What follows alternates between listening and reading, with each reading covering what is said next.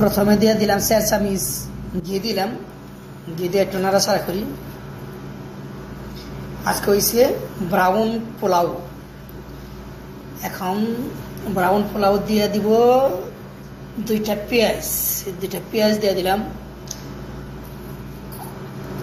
এখন দিয়ে দেব চাউল, চাউল দিয়ে দিলাম। চাউল দিয়ে হালকা একটু নাড়াচাড়া করি। বাস এখন আন্দাজ মতন, যার যার আন্দাজ মতন লবণ দিবেন। আমি একটু লবণ দিয়ে দিলাম, হালকা একটু দিয়ে দিলাম।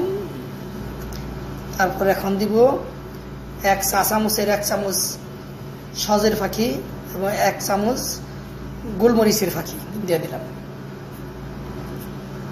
হালকা একটু নাড়া দিয়ে দেই।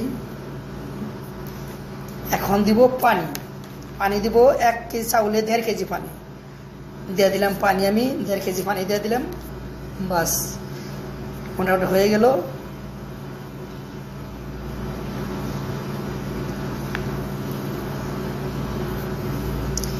এই তো আমার ব্রাউন বিরিয়ানি হয়ে গেছে প্রায়।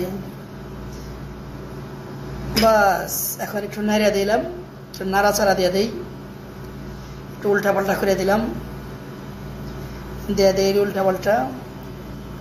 এখন দিব, হয়ে গেছে। এখন দিব ঘি, দিলাম 2-3 চামচ ঘি।